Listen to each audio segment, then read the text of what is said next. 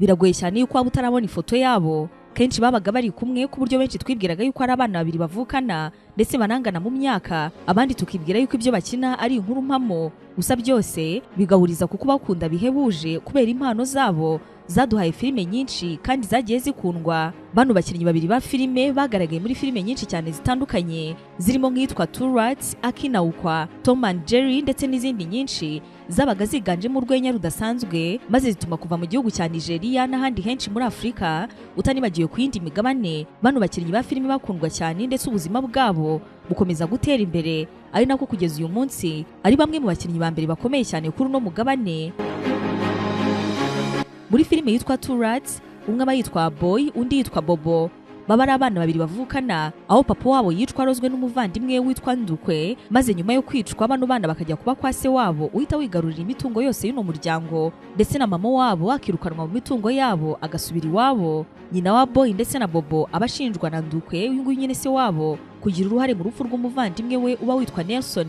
Aba bana rero nyuma yo kujya kwa se wabo bafatwa nk'abacakara, bagakoreshwa imirimo ivunanye idahuye n'imyaka yabo ndetse bakabuzwa uburenganzira bwose ku mitungo yasizwe na se. Muri no filime yitwa Two Rats, bano bana mugura n'ibyo byago bakoresha amayeri menshi mu rwego rwo kwimura kuri no muryango ubu bafata nabi ku rwego rwo hejuru. Urugero, hari nk'aho baba barimo kureba televiziyo bishimye bari kumwe n'abakobwa ba se wabo. Ahangaha rero mu buryo bugaragara babanza kwima bano bakobwa telekomande. Ababyeyi b'aba bakobwa baraza bakabaka telekomande ya televiziyo maze bakanabuza kureba, bakahita banabirukana muri salo mu buryo ubona yuko bubabaje.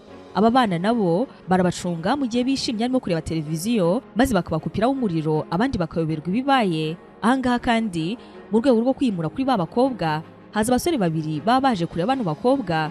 Aba basore bahura n'abano bana mu gihe baba bavuye gukupa umuriro. Bano basore baba bazi yuko ababyeyi b'aba bakobwa bahari, maze ibyo bikabatera gutuma bano bana kujya kubahamagarira ba bakobwa. Gusa Boy ndetse na Bobo babanza kubasaba kubaha amafaranga. Ba bakobwa baba bari muri salo barimo kureba televiziyo n'ababyeyi babo. Boy na Bobo binjira muri salo maze mu ijwi riranguruye bagatanga ubutumwa buhabanye cyane n'ubwo abasore baba babahaye. Boy na Bobo bati, hanze hari abasore baduhaye ubutumwa bugenewe Nina ndetse na Neka, abangaba ni ba bakobwa.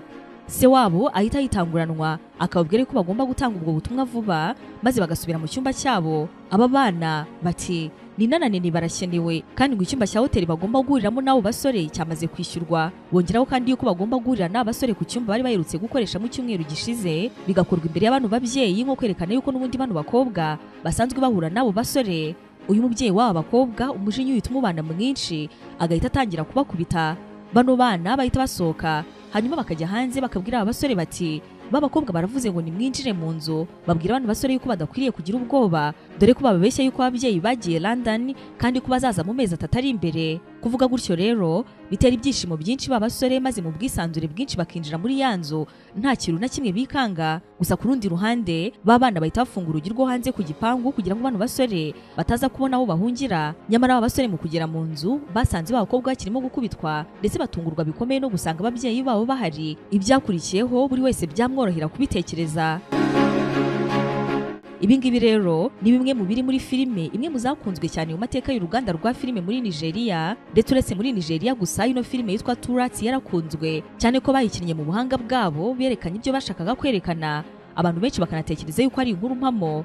Ino filime yitwa Two Rats yasohotse mu mwaka wa 2003, iyoborwa n'umugabo witwa Andy Chukwu, ikinwa n'abakinnyi b'imena barimo Amechi ukina ari Ndukwe, Patience Ozokoro ukina ari umugore we, ikanakinamo kandi Osita Iheme umwe muri ba bana uba witwa Aboy, ndetse na Chinedu Ikidieze ukina ari Bobo. Abangaba bombi ni nabo bafatwa nk'abakinnyi b'imena kurusha abandi muri ino filime, aho izina ryayo Two Rats cyangwa se nano rugenekereje imbebe ebyiri ari nkaho ari bano bana baba bavugwa. Uretse muri iyi filime, Osita Iheme ndetse na Chinedu Ikidieze banakunzwe mu zindi filime zirimo Akinawukwa nayo yasohotse mu mwaka wa 2002. Ni filime nayo bakina bateza akavuyo aho bari hose, haba mu rugo, mu ishuri ndetse no mu muhanda. Abakinnyi ba filime bombi barakunzwe cyane ku buryo bukomeye ndetse bazamuye ibendera rya sinema ya Nigeria ku rwego rwo hejuru. Filime zabo zaragiye ziramamara nabo ubwabo zirabamaza bigera kure, hanyuma ubuzima bubi babayemo ubwo bari bakiri bato buragenda burahinduka, bahinduka bakire cyane kugeza uyu munsi bakaba barizwa mu bantu batunze amamiliyoni y'amadolari. Ni gute Chinedu ndetse na Osita Iheme baje guhura, batangiye gukina na gute kandi ubwamari bukomeye muri sinema bwabagejeje kuki? Wari uzi yuko bano mu buzima bwabo batanze ubuhamya maze bakavuga yuko hari igihe bigeze gutekereza kwiyahura kubera ikibazo cy'ubugufi bukabije? Reka tubirebere hamwe muri kino kiganiro cyacu amateka yabo kigiye kugaruka ku buzima bwabo umwe kuri umwe. Nk'ibisanzwe ukaba ugiye kubana nanjye abayo Yvette Sandrine. Inzozi Park, ihuriro ry'ibirori, ubukwe, inama, kwiyakira n'imyidagaduro. Utegura ubukwe bw'inzozi zawe, umunsi w'amavuko, inama, cyangwa se ushaka no kugira umunsi mwiza wo kwiruhukira no kwidagadura. Byose ni ukuvuga icyarimwe cyangwa se mu bihe bitandukanye ahantu hamwe. Iyo uhisemo ko bibera mu Nzozi Park, bingana no kubika urwibutso rw'ibihe byiza mu bunyamwuga bwose. Dukodesha abera ubukwe, inama n'ibindi birori. Dufite kandi ubunararibonye mu kubategurira ibirori no gutakana amabengeza yose aho biri buze kubera. Inzozi Lounge ni bar na restaurant ufatiramo ibyo kunywa n'amafunguro ateguranye ubuhanga. Inzozi Park kandi tunabafasha kwakira abana mu myidagaduro n'udukino twabo mu mutekano wose. Gana Inzozi Park, ihuriro n'igicumbi nyacyo cy'ubukwe, ibirori n'inama, amacumbi n'imyidagaduro ku bana n'abakuru. Ahangaha ni ahantu hakwiriye amahitamo yawe y'icyerekezo cy'inzozi koko. Waduhamagara kuri 0782 33 69 cyangwa se 0782 64 31 Inzozi Park duherereye Kicukiro Gahanga hafi ya sitasiyo ya Merez.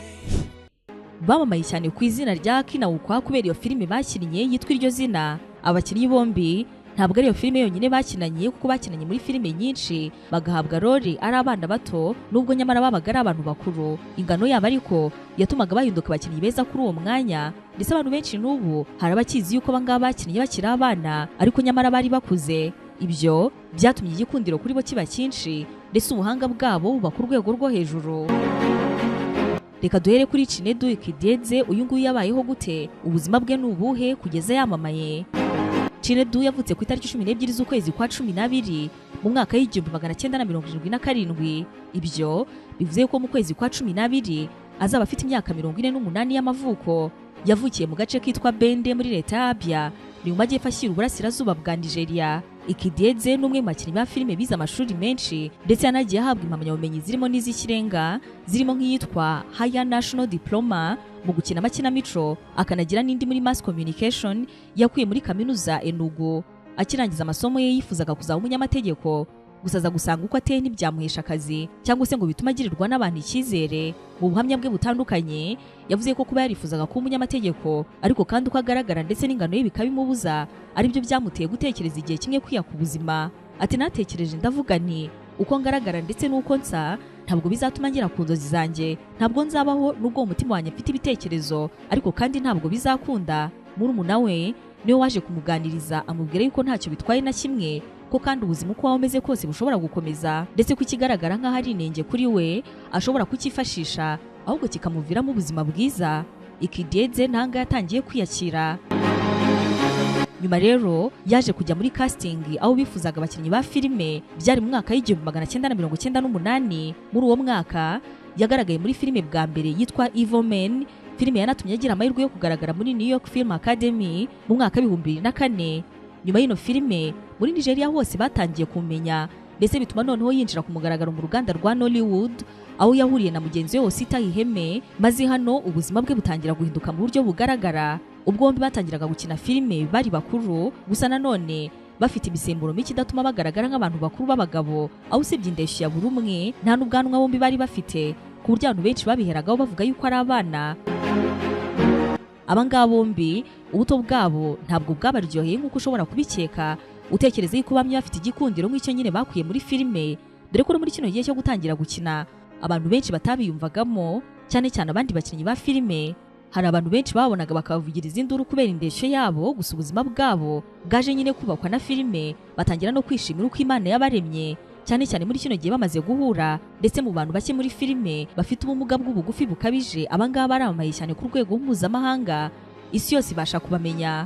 Mu kiganiro bagiranye n'umunyamakuru witwa Trude, Ikideze yavuze ko ubwo yahuraga bwa mbere na Osita bahise biyumvanamo. Ahangaha ati twatangiye gukinana twiyumvanamo cyane, twari duhuje ibibazo, twari duhuje ubuzima twabayemo. Kugira ubumuga akenshi iyo ukiri umwana biragukurikirana ukumva ufite agahinda kenshi, ariko kugenda ukura ugenda wiyakira, cyane cyane birumvikana iyo ubifitemo ubushake. Ubwa mbere bahura rero byari muri casting ya filime yitwa Kinawukwa. Chinedu yavuze yuko abantu bamwitiranyaga na Osita Iheme, anavuga yuko hari igihe yajyaga mu mujyi witwa Aba mu mijyi ya leta ya Abia. Ahangaha rero ngo hari umugore wo mu isoko waje anyuma mwitiranye na Osita Iheme, amuha imyenda ya Osita azi yuko ari wayihaye. Chinedu yongeyeho yuko kandi bagenzi be biganaga mu ishuri kenshi bamubwiraga yuko asa n'umuntu ariko kandi akayoberwa uwo ari we. Yavuze yuko kandi kenshi niyo yajyaga gusura abantu bo mu muryango we, abantu benshi batekerezaga yuko ari Osita Iheme maze bagatangira kubitiranya. Bamwe bati wari uri hano ejo wigera imyenda uratubwira ngo tuyikubikire, none dore ngiyi hano yigure kuko niwe twari twarayibikiye. Ngo iyo byagendaga gutya yafataga iyo myenda akayibika, ndetse mwe yaje no kuyohereza Osita nyuma yaho rero filime ya mbere baje guhuriramo ni ya Kinawukwa. Ubufatanye bagiranye muri ino filime byaryoheye benshi maze bituma bombi batumirwa mu gukina izindi filime zitandukanye, cyane cyane mu mwaka wa 2002. Gusa Chinedu harizo yanagaragayemo atari kumwe na mugenzi we, zirimo nka Spana The Humble Servant, ino yakinnye yitwa Spana, ayikinamo n'abandi bakinnyi ba filime bakomeye muri Nigeria. Nyuma y'ino filime yanagarukanye na Osita Iheme muri filime yitwa Akagamu, aho muri ino filime Ikideze aba yitwa Chisom. Mu mwaka wa 2003 nabwo yagaragaye muri filime nyinshi zirimo nka The Tom and Jerry, yakinnye yitwa Tomo, maze ahangaha birumvikana yari kumwe na mugenzi we wakinnye yitwa Jerry. Ikideze kandi yakinnye muri filime nyinshi zirimo nk'iyitwa The Catechist ari kumwe na John Okafor, akina Show Bobo The American Boys, nanone ari kumwe na Iheme, ndetse muri uwo mwaka yanakinnye I'm in Love ari kumwe na Iheme nanone, ari nabwo yagaragaye muri filime yitwa Two Rats cyangwa se Imbeba Ebyiri. Ahangaha nanone ari kumwe na mugenzi we Osita Iheme. Uyu mugabo Ikideze filime aheruka gukinamo niyo yakinnye mu mwaka wa 2023 yitwa Love Me For Me, aho ino yakinnye yitwa Raymond, ayifatanya n'abarimo Amechi Anekwe hamwe na Grace Anga. Muri rusange Ikideze amaze gukina filime zirenga 150, aho nyinshi muri zino yazikinnye ari kumwe na mugenzi we Osita Iheme. Tutararenga hano twakubwira ko filime yitwa Akinawukwa abayiteguye ubwo bayandikaga bashakaga abana bato bafite impano, ariko kandi bitewe nuko Osita Iheme ndetse na Chinedu bari bameze, byaje kugaragara yuko bano aribo bashobora kumva neza ibishaka gukinwa, kuko nubwo bari bakuru ariko kandi bagaragaraga nk'abana. Ni muri urwo rwego ino filime ya Akinawukwa yaje kujya hanze kimwemo n'abantu bakuru ariko kandi bakina nk'abana, maze iragenda irakundwa n'abayanditse ubwabo batungurwa n'igikundiro yaje kugira. Ikideze yarubatse afite umugore w'umunyamideli witwa Neoma na Waija, aho bano bombi bakoze ubukwe mu mwaka wa 2011. Ni ubukwe bwitabiriwe n'abanyapolitiki bakomeye mu gihugu cya Nigeria birumvikana, ndetse n'ibyamari mu ngeri zitandukanye, aho bano bari baje ku bwinshi. Ikideze n'umugore we babyaranye abana 3, abakobwa 2 ndetse n'umuhungu 1. Mu mwaka wa 2024 hari ibihuha byagiye hanze byavugaga yuko ino couple yatandukanye, ndetse ko Chinedu Ikideze asigaye afite umukunzi mushya witwa Stephanie Promise, uyu basanzwe bakinana amafilime. Gusa ariko bano bombi barabihakanye, ndetse Ikideze avuga yuko ari kumwe n'umugore we kandi ko nta gahunda yo gutandukana ihari. Uyu ni umwe mu bakinnyi bafite amafaranga menshi muri sinema, dore ko kugeza ubu bitekerezwa yuko afite hagati ya miliyoni 3 ndetse na miliyoni 5 z'amadolari y'Amerika. Ibyo ngibyo kandi birumvikana bikajyana n'igikundiro amafaranga adashobora kugura uyu mugabo afite hirya no hino ku isi. Mugenzi we Osita Iheme we yavutse ku itariki 20 z'ukwezi kwa kabiri mu mwaka wa 1982. Ibyo bivuze yuko ubu afite imyaka 43 y'amavuko. Osita Iheme abyarwa na se Herbert Iheme ndetse na nyina witwa Augustine Iheme, ni umuhererezi cyangwa se bucura mu muryango w'abana 5. Yavukiye muri leta yitwa Abia iherereye mu majyepfo ashyira uburasirazuba bwa Nigeria. Gusa nubwo yavukiye muri Abia, inkomoko y'umuryango we ni mu gace kitwa Mbaitoli muri leta ya Imo, nayo iri mu majyepfo y'uburasirazuba bwa Nigeria. Kimwe na mugenzi we Iheme nawe ni umunyamashuri ndetse afite masters muri business administration yavanye mu ishuri ry'ikoranabuhanga mu bijyanye n'imicungire y'imari, ishuri rya Institute of Management Technology. Nyuma yo kurangiza amasomo ye nibwo noneho yatangiye gukina filime. Byari mu mwaka wa 1998 aho nawe yatangiye akina role nyinshi nk'umwana. Yagiye agaragara muri filime nyinshi twamaze kubona ari kumwe na mugenzi we Ikideze, gusa hari n'izindi nawe ubwo yagaragayemo ari kumwe n'abandi bakinnyi nazo zakunzwe cyane. Izi zirimo nka Good Mother, Green Snake ndetse na The Odds. Gusa nanone agaragara mu zindi filime nyinshi twamaze kubona nazo zagiye zikundwa ari kumwe na mugenzi we Ikideze, zirimo Akinawukwa, Two Rats, Baby Police, Stubborn Flies, Tom and Jerry ndetse n'izindi. Ni umugabo wagize uruhare rukomeye cyane mu kuzamura uruganda rwa sinema mu gihugu cya Nigeria, ndetse mu rwego rwo kumushimira uruhare yagize mu ruganda rwa sinema mu mwaka wa 2011 yahawe igihembo cyitwa Member of the Order of the Federal Republic, igihembo cyo ku rwego rw'igihugu gitangwa na perezida, n'igihembo yahawe n'uwategekaga Nigeria kino gihe Goodluck Jonathan. Mu mwaka w'2007 Osita Yeme nabwo yahawe igihembo nk'umwe mu bakinnyi bafite izina rikomeye, igihembo gitangirwa mu bihembo bya African Movie Academy Awards n'ibindi bihembo byinshi umuntu atarangiza. Osita Yeme ni umugabo ufite isura ikundwa na benshi, aho usanga amashusho ye ndetse n'amafoto bikoreshwa ku mbuga nkoranyambaga nka bimwe bita ama memes, aho bino bituma hari abakunda memes ze hirya no hino ku isi batanazi neza akazi ke cyangwa se nanone uwo ari we. Birumvikana abandi bo bakanazikoresha bibwira yuko ari umwana, nyamara ari umugabo w'imyaka 43. Mu buzima bwa Osita Yeme ni umugabo ufite agahigo ko kuba yarabitswe inshuro nyinshi kandi ari muzima. Abantu bakavuga yuko yapfuye. Inshuro iheruka kuvugwa cyane niyo muri 2022 ubwo umuvandimwe we yicwaga arashwe. Hanyuma rero ubwo uyu muvandimwe witwa Prince Yeme yapfaga, abantu benshi bavuze yuko ari Osita Yeme wishwe arashwe. Gusa yaje gutangaza yuko yabimenyereye kuko ari mu gahinda ko gupfusha umuvandimwe we, ariko kandi atari we wishwe. Kugeza ubu Osita Yeme ntabwo bizwi neza niba afite umugore cyangwa se abana, gusa hari inkuru zigeze kuvuga yuko afite umugore witwa Noma. Uyu nguyu byanavugwaga yuko bafitanye abana, ariko nanone nta bimenyetso byigeze bigaragaza yuko bano bombi baba barakundanye cyangwa se kuba barabyaranye. Ubu buzima bwe yahisemo kubugira ibanga kuko yavuze yuko yabonye yuko ingaruka zo kwamamara ari nyinshi, nubwo ariko nanone kwamamara hari ahantu byamugejeje. Osita Yeme ni umukire cyane, afite umutungo wa miliyoni hagati y'5 ndetse na 7 z'amadolari y'Amerika. Osita Yeme ndetse na Chinedu Ikedieze ni abakinnyi bagiye bahabwa ibihembo bikomeye cyane, yaba muri Nigeria ndetse no hanze yayo. Bakaba kandi ikirango cy'uko ubumuga atari cyo gishobora kukubuza gutera imbere, dore ko ubumuga bwabo nubwo hari igihe bwigeze kubababaza ndetse bakenda no kwiyahura, ariko kandi kugeza ubu berekanye yuko umuntu ashobora kuba afite ubumuga yarangiza agakora, akamamara, agakundwa kandi akanakomeza gutera imbere ye, bakanagira umuryango. Dusoza twakubwira ko Chinedu ndetse na Yeme bagiye baza mu Rwanda inshuro zitandukanye. Muri 2017 nk'urugero baje mu Rwanda bitabiriye itangwa ry'ibihembo bya African Movie Academy Awards, ndetse muri 2019 bano bagarutse mu Rwanda, aho kino gihe Ikedieze yabajijwe n'abanyamakuru ko abona u Rwanda, arangije avuga yuko mu Rwanda habaye mu rugo, ati ni ahantu bagira urugwiro, hari ibikorwa remezo biteye imbere ndetse nta ruswa iharangwa nko muri bimwe mu bihugu bya Afurika. Mu buzima bwabo gukina na filime byarabahuje, kugeza ubu ngubu ni inshuti magara, nabo ubwabo barabyemera, bakanavuga yuko hagati yabo bafitanye amabanga akomeye abandi bakinnyi ba filime hagati yabo cyangwa se inshuti zabo badashobora kuzamenya. Ngayo rero amateka y'ingenzi y'abano bagabo bashimishije benshi muri twe ubwo twari abana, benshi tukabakunda twumva ari bato, kugeza ubwo tumenye yuko ari abagabo, nabwo ariko igikundiro cyabo kikagumaho, cyane ko bavuye mu buzima bubi kugeza babaye abo twaje kumenya. Turacyari kumwe no mu bindi biganiro bitandukanye amateka yabo, kandi wakoze cyane gufata uyu mwanya wose warangiza ukabana natwe nk'ibisanzwe, ukaba wari kumwe nanjye Abayo Yvette Sandrine.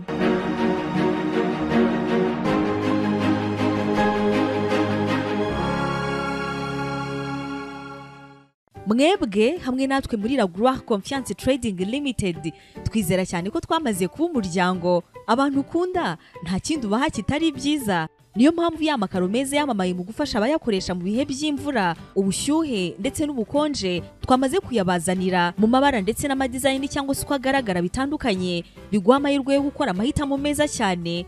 Kuri ubu tubafitiye amakaro ya 60% y'ubwoko bwa matte, amwe bakunze kwita vitrified tiles ndetse na gloss tiles byuzuzanya n'inzu yawe, haba mu byumba, douche, toilette n'ahandi hose. Ngwino tuguha amakaro ya escalier meza cyane, aho ikaro ryose uryubakisha uko ryakabaye nta kurikata kuko ryujuje standard mpuzamahanga. Ntabwo ari ibyo gusa kuko tugufitiye na gypsum board, marine board ndetse na MDF, byose bizagufasha kuzana isuku iwawe. Muri Raguha Confiance Trading Limited kandi twakuzaniye ubukarabiro bwiza bugezweho, bwa bundi burimo ufite sensi bufasha kwibwiriza uko uje gukaraba, maze bukazana amazi nta byinshi ukoze, bworoshye cyane kubushyira mu nzu yawe, buraramba kandi busa neza byahebuje. Ibi byiza byose dufite muri Raguha Confiance Trading Limited byiyongeraho yuko we mukiriya wacu tuzagufasha guhitamo bitewe n'ahantu ushaka kubaka, yaba inzu nini cyangwa ntoya, ibigo binini n'ibito, ndetse kandi tuzagutwaza ibyo uguze nunabishaka tugufashe kubishyira mu nyubako yawe. Raguha Confiance Trading Limited niho gusuhuziranenge n'ubwiza bihurira. Nimwe mwatumye bikunda, nimwe mwatumye dukomera.